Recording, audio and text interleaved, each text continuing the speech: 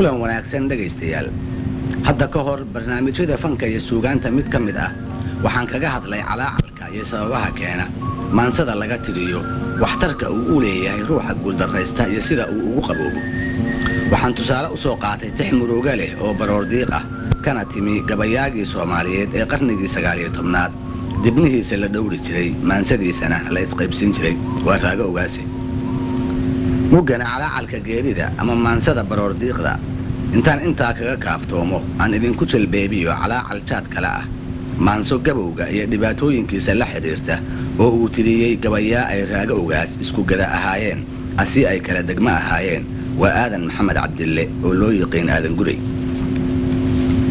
wuxuu ahaa hal abuur Soomaaliyeed oo ka mid ahaa hal abuuradii qarnigii 19aad maansooyinkooda lagu haasaawi jiray ama hal qabsiga laga dhigan jiray tixda uu mariyaa waxay hadiiba saaban jirtay golayaashii la isugu iman jiray ee reer miyigu ku kala warqaadan jiray haddii gabay iyo geeraar la yiraahdo wuxuu ahaa ninka sheegan dhulkii ximan loo aqoon jiray haatan galguduud loo bixiyay waxaa la wariyay raaga ogaas kolkuu maqlay tixihii aadan guray tii ugu horeysay midood inuu aad ugu bogay oo uu la yaabay waxa uu hadda ka hor ninka sidaa u gabyaya la maqli waayay inkastoo aan dhab ahaan loo hubin waxaa lagu wadaa baaris dabadeed inuu dhashay hilaada 1840 kuna dhashay bariga ceelka Dhuusamareebeed hala yaabin marka aan leenahay ceelka Dhuusamareebeed maxaa yeelay sidaa baa loo yiqiin kolkii aadan guray noolaa intaan magaalo laga dhigin soddomaadkii qarnigan ka hor wuxuu ahaa nin dagaalyahan ah oo aftahamada geesinimo ku darsaday labada tilmaamood ee uu isku darsadayna waa labada dadkii aqoon jiray ay ku jeclaayeen kuwa sheekadiisa qabaana ay ku tixgeliyeen xilliga aadan iyo raggii la da'da ahaa ay noolaayeen ma ahayn xilli qof waliba caan bixi karay wuxuu ahaa xilli dhibaato iyo shiddo badan xilli aan hurdo macaan la seexan oo lagu wada noolaa cabsi joogto ah ragguna rikaabku joog wada ahaa nin adag mooyaane ma ahayn xilli dadku nolosha u wada sinaa wuxuu ahaa xilli xoolaha si ba'an loo kala qaadi jiray oo ninkii xoog iyo ciidan badani uu xaq iyo gar u lahaa wuxuu ahaa xilli geelu habeen baxiro ku hoyan jiray ninka uu markaa u xareysan yahayna uusan hubi jirin inuu habeen dambe u xareysnaan doono iyo in kale waxaa lagu dhaqmi jiray xeer aan qornayn oo in yar loo hoggaansami jiray inta badanna lagu gacan sayri jiray wuxuu ahaa xilli gardarrada xalaal laga dhigtay oo dad aan yarayni ay maan la'aan u go'een ama ku xoolo iyo xilabeeleen waa xilligii uu ninka Soomaaliyeed ee dagaalyahanka ah intuu faanay ku yiri dayax 15 ah ama ku waday taasoo laqabaheedu yahay wallay habeenka caddadu 15 ka tahay oo dayaxu iftiinkiisa ku simo dhulka ee babalaashay wallay habeenka ama culma hiigaan ah reer degan oo nabad ah ku waday ama anigoo soo dhacay oo xoolahoodii soo mooro duugay soo laabad ahaa ninkaasi wuxuu ka mid ahaa kumanyaal rag ah oo dhaca dadka meherad ka dhigtay xilligii aadan guray noolaa wuxuu ahaa xilli duulaanka loo sinaa oo yar iyo weyn dhicidda geela loo wada heelana midda iyada ah uma hayo tusaale ka habboon dagaalyahan la oran jiray dhaga jarco oo ay aadan isku waqti ahaayeen ha yeeshee ka weynaa dhaga jarco wuxuu duulaan wadayo wuxuu col saaraba kolkii uu gaboobay ayuu maalin maalmaha ka mid ah arkay niman dhalinyaro ah oo col humaya markaas bay la noqon weyday inkastoo uu ka celaayahay da'awgeed inuu colka ah gadaal uga haro tix ay meelisidaani ku jireen ayuu tiriyey isagoo leh bari dhowr ma xaalayn jirinee haatan aan baqaye kamana baaqan karo guluf u baxay nimanka buuroode kubka iyo bawdadii bay jilcaye bulayga ii saara nin uu ninkaasi dhalay oo ilaa la oran jirayna waxaa laga hayaa inuu gabay ku yidhi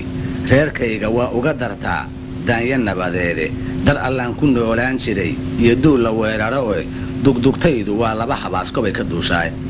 dabuubta oo kooban wuxuu xilligaas u ahaa xilli ninkii kaliyo iyo ooga adag lihi magac yeelan jiray kii aan lahaynna boorka looga tegi jiray ama xoolaha nugulka ah iyo aqallada lagu dhaafi jiray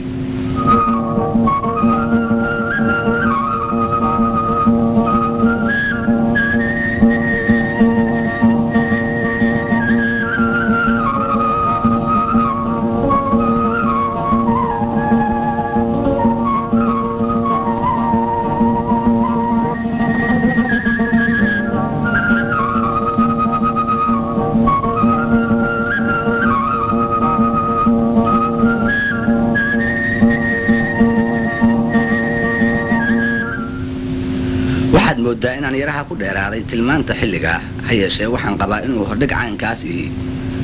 laba marmaan u ahaa mar haddaynu rabno inaynu dhab ahaan u garanno ninka aanu waayihiisa wax ka sheegayno. maxaa yeelay waxaa run ah intaadan qofka darsin inay laga maarmaan tahay inaad horta beeshii uu ku dhex noolaa aad in door ah ka ogaato.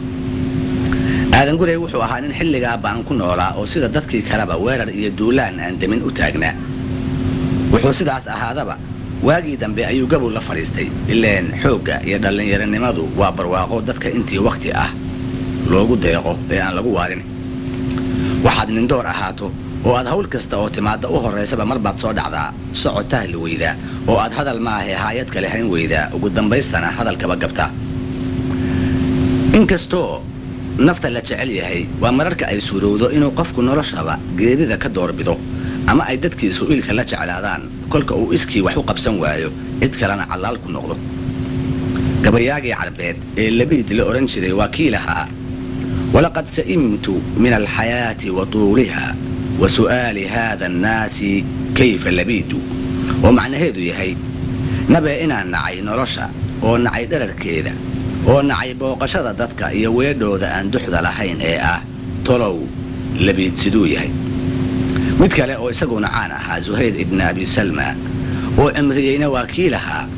sa'imtu takaaliifa alxayaati waman yacish 80 xawlan laa aban laka yas'ami. oo macnaheedu yahay nacayoo ka quustay noloshiiyo howlaheeda heedha hagardaamadeeda oo gacalkaa waaye nin 80 tirsaday sidee buusan u nicin. bulsho waxay ku dhex gaboobeen muruqa iyo waxtarka oogada la isku tixgelin jiray aan u fududaan qof da'oobay oo in wax la taarta mooye aan wax kale soo kordhinayn. qofkii da'ooba gabayaa aad loo yaqaanba ha ahaadee wuxuu daryeel ka jeeqaaqi jiray warase uu dhalay oo inta badan xilliyada adagi barbaari u ahaanshaha waalidka ilowsiiyaan. mana jirin hay-ado dawladeed oo sida maanta dunida ka jirta u xilqaba xanaanada aabbayaasha iyo hooyooyinka uu gabowgu jilbaha u dhigay. aadan gurey kolkii uu gaboobay ee uu 80 kor u dhaafay ayuu xoog yareeyey oo aad iyo aad u jilcay. intaa waxaa ugu darmay xoolo la'aan iyo dadkii ay wada degi jireen oo ka wada guuray. wuxuu arkay siduu nin door u ahaa dadkii uu ka jeestay oo uu wax tabantaaba u geysta ka waayey. dumarkii uu qabayna waxay taraan daaye qaylo iyo haaraan bay ku asqaysiiyeen wixii uu ka filayey oo turrinsho ahaana kama wehelin. gabow, cayr, wehel la'aan iyo dandarro oo idil baa mar qura ku kulmay. sidaa u dambaysay markuu arkayna aadan ma aamusina wuxuu yeelay wixii laga filayey nin Soomaaliyeed oo sidiisa oo kale maansaruug ah. gabay dheer oo aanan halkan ku wada xusi doonin ayuu mariyey. waxaa ka mid ahaa: 17 miyaan tiriyey waagayga sida wiil tarrada ceel marshay oo timaha deebeeyey, tin madow miyaan laga dayayn aniga tuurkayga, ma tallaabadaan la qarqaroo tiigsin luga mooday, ma tukubay sidii habartu kale tuugma ugu jeeda, bawdada miyaan tuujiyey iyo adhaxda tiirkeeda.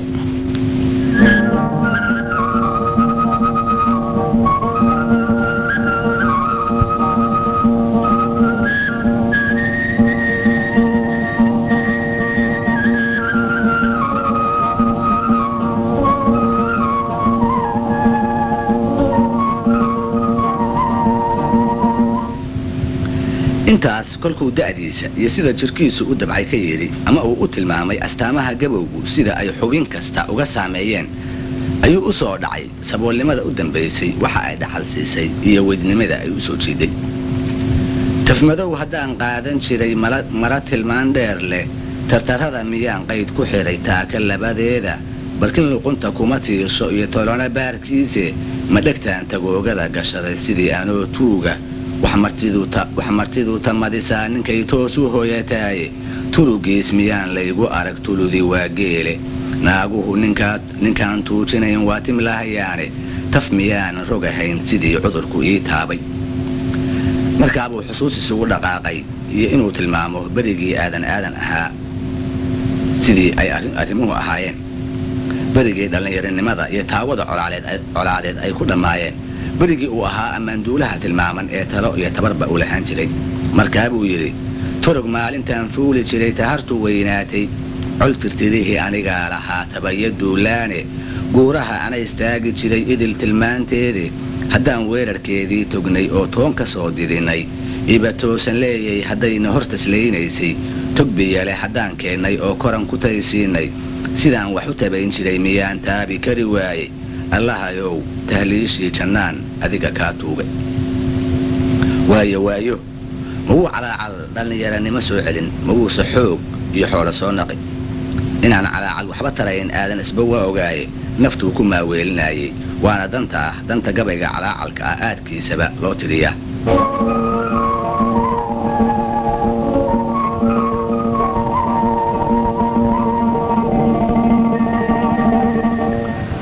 dhegaystayaal gabowgu waa marxaladaha nolosha middood ruux kasta oo geeri degdeg ah ka nabad galaa waa marxalad uu filanayo oo uu inuu gaaro loogu duceeyo inuu gudbana looga duceeyo waa marxalad laga sii walwalo markii lagu sugan yahayna dhammaadkeeda laga argagaxo marxaladda xigta oo aan la jeclayn weeye waxaa argagaxa duqa ama duqda ku abuuraya waa marxaladda geerida nasashada dheer ee lagu tilmaami karo wuxuuna siina jacayl qabo midda uu aadanuhu ugu nacab yahay dadka niyadda wanaagsani waxay gabowga ku magacaabaan marxaladdii fakarka marxaladdii dib isu xisaabinta marxaladdii waxgarashada bisil kuwa sida kale wax u eegaana waxay ku sheegaan marxaladdii itaaldarrada marxaladdii shaqogabnimada marxaladdii fadhiga daalka leh marxaladdii geeridu ku xigtay iyo magacyo kale oo muujinaya waxay dadku ka qabaan marxaladdaas iyada ah ee in la gaaro iyo inaan la gaarinba mar la wada jecel yahay magac kastaba ha la siiye gabowgu waa marxalad ka duwan marxaladaha nolosha ee uu qofku soo maro wuxuu waxyeello gaarsiiyaa dhaqdhaqaaqa caadiga ah ee xubnaha jirka iyo shaqooyinka maskaxda ee ay xusuusta iyo wax kala soocu ugu wen yihiin waxaa qofka gabooba hareerihiisa ku bata dhallinyaro uu afgaran waayo waxaana ku yaraada da'da uu ku abtirsado ee ay fiicnaan lahayd inay gabaad isu noqdaan waxyaalaha oo lagu daray dhibaatooyin uu qofkii qabaa ogaan karo ayaa daraaddood gabowga loo necab yahay oo looga walwalaa gabowgu waa marxalad markii la gaaro had iyo goor laga cawdo oo qof kasta rag iyo dumar labadaba u daran siiba waayadii hore ee daawada iyo daryeelka caafimaad aan sida maanta loo heli jirin ruuxii coobir noqdaana uu ku raagi jiray waab uu geediga aakhiro ku sugo dalkeenna beryo sii horreeyey ilaa maantadan la joogo qofkii 60 kor u dhaafa waxaa loo qaadan jiray mid caleentiisii cirka ka soo laalaado oo berri ama saa dambe mid ahaan axankiisa la cuni doono khaatumada allow kuu suubi ayay ahaan jirtay ducada loo akhriyaa kolkii lasoo booqdo inkastoo aan aadanuhu nafta ka samrin ilaa ay ka dhacdo haddana jirro iyo gabow qofkii ay isugu darmaani wuxuu isu qaataa inuu reer aakhiraad yahay qofkaas isaga ahi hadduu bacaska iyo qiyaamaha rumaysan yahay wuxuu weheshadaa tusbaxa iyo weesada wuxuuna badiyaa waanada iyo ka sheekaynta hebeladii iyo waayadii uu soo maray waayadaa iyo hebeladaa oo uu inta badan u arko inay ka fiican yihiin waayada uu markaa ku sugan yahay iyo hebelada agagaarkiisa ka muuqda rag waa raggii hore hadalna waa intuu yidhi ayaa ugu badan maahmaahaha uu wariyo sidaa kolka uu leeyahayna isuma haysto innaba ha la ekaatee inuu ku dambaabayo maxaa yeelay raggaas hore iyo hadalkiisuba waxay u matalayaan cadcartii dhallinyaranimo kaftankii maanla'aaneed xodxodadii dumarka iyo udhagraare intii macaansiga lahayd ee codkooda miyirka qaadka leh waxa la yidhi doqonnimo uusan u dhalan ayuu gabowgu qofka u keenaa nin soomaaliyeed oo aad u cimriyey baa laga sheegay inuu yidhi ileen ilaahuw cimrigayga dheeree intaan lahaa doqonnimo unbaan u alla baryaayey rag badan oo waran iyo weerba lagaga dambayn jiray ayuu gabowgu soo riday oo carruurnimo u celiyey dabadeedna dhallinyaro xilkas ah iyo kuwo aan xilkas ahayniba wuursi ku dhaafeen markay gabax yidhaahdaan dad yar baa waxay raggaasi gudi jireen ama geli jireen dib u fiiriya daryeelka ay helaanna in badan buu ka yaraadaa midka ay u baahi qabaan xaajadii ku dhaaftaba mid baa lagu xasuustaaye xalay iyo wixii maanta dhacay waaba kala xaale xallad lagu kulmaba tii kalaa xarafka sii dheere intaad xaami tahay buu nafluhu kuu xabiib yahaye kol hadday xagluhu kaa dabcaan xiisahaa dhimay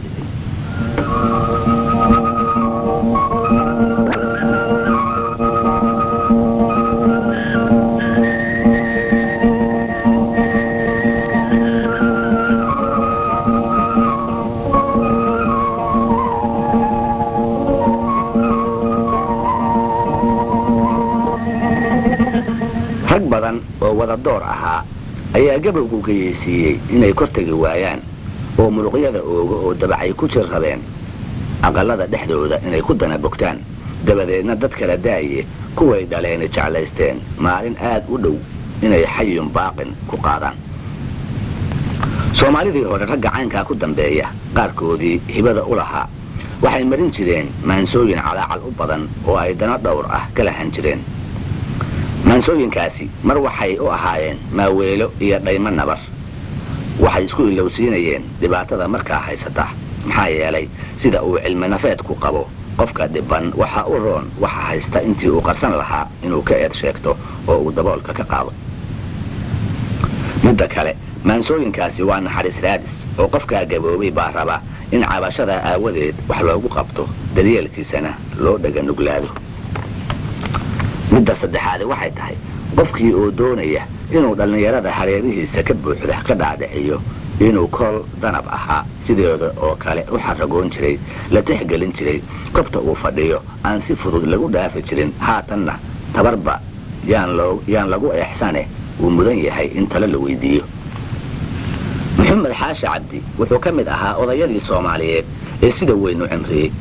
ha cimriye wuxuu ahaa gabayaa ay tix qorihi naga soo gaadhay gabayadii malahayga badnaa ee isaga la iishay. tixdaa oo uu dhibaatooyinka gabowga ka tiriyey dad aan yarayn oo kor ka qaybsanna aan la kulmay waxay ahayd: laba laysku dhaabay iyo waxaan dheeg wiyila qaatay, amaan khayli dhoolaha madow gudub ku dhaaraamay, dhabareera guureen miyaa laygu wada dhaafay, ushaan dhaabin mooyee hubkii ma iska wada dhiibay, ma ka dhaxay dhawaaq baxaya iyo dheelmataan gabana, dhuuniga isii yahay miyaan sida dhallaan ooyey, waxaan dhowrsanaa ceeb miyaa igu dharaarowday, raggaan dhalay ragguu dhalay miyaa dhamamax ii diiday, kuwii aniga ii dhaxay miyaa dhimashaday dooni. maxamed allaha u raxmadee wuxuu sheegtay itaaldaro iyo tabarxumo uu gabowgu u soo jiiday. meelisyadiisa wuxuu ku bilaabay tilmaan uu ka bixiyey dagaalyahankii uu jeer ahaa iyo siduu u xashaashi jiray kolkuu adduun ahaa ee ay cadcartii dhallinyaranimo ku dhammayd. raggii uu awowaha u ahaa iyo dumarkii uu qabayba sida tixda ka muuqata daryeelkiisa way ka cuslaadeen. ha yeeshee waxaan filayaa erayadaa kolkii la maqlayba inay arrintii isbeddeshay oo odayga loo jeestay. waa male uun keli ah ee waxba ma hubno, mala rag waa noolina rag horaaba yidhi.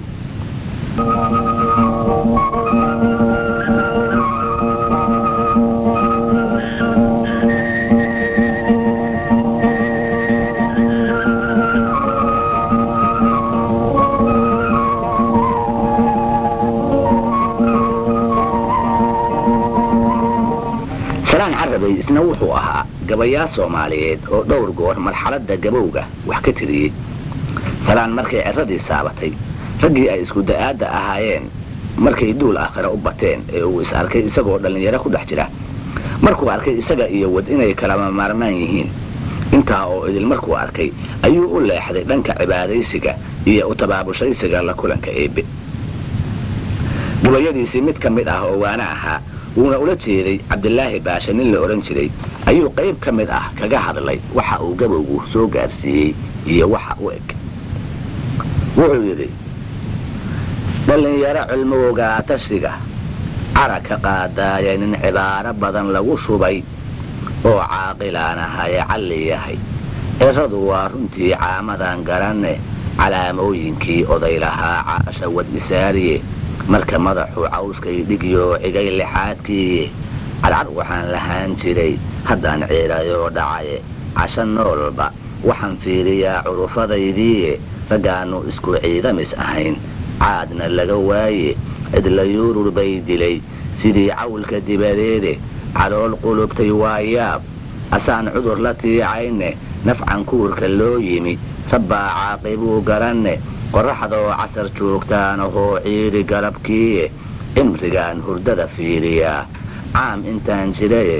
sidaan cadadka biluhu u tirsaday, waa cabsanayaaye, maxaad cuni ha joogtee adduun caashaqii dhigaye.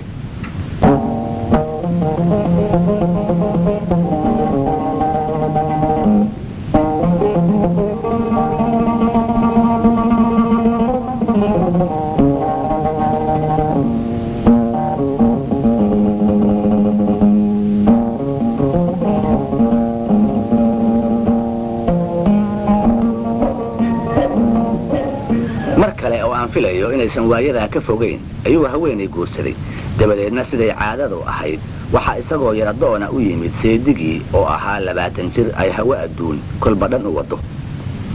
salaan isagoo ninkaa u boholo qodaya una dardaar warinaya ayuu gabiyey wuxuuna gabaygii ku daray calaacal xagga gabowga ah oo aad loo wariyo loona yaqaan gabaygii wada marin maynee waxaa ka mid ahaa min 20 buuxsaday adduun waa lagdamayaane haddaan anigu loo faray aqiin haatan lowlabaya nin ciradu lamaanaa dhigtoo laylyan baan ahay 12 baan kor maray waana la hubaaye lafta dhabar laxaadkay dabciyo laafyihii gacanta lubidaydu layl xalay maladin laadadiiya taahe waa taalan leemada indhaa aragu liitaaye liiqliiqad baan ahay sidii lula dabayleed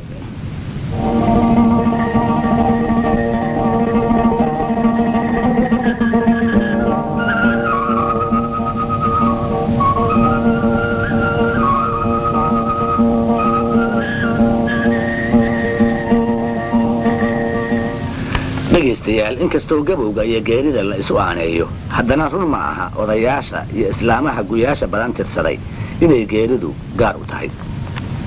maxaa dhallinyaro ciidda hoosteeda lagu soo ogaaday duqii dhalay ama caloolgalkooda u soo joogayna uu weli soo taagan yahay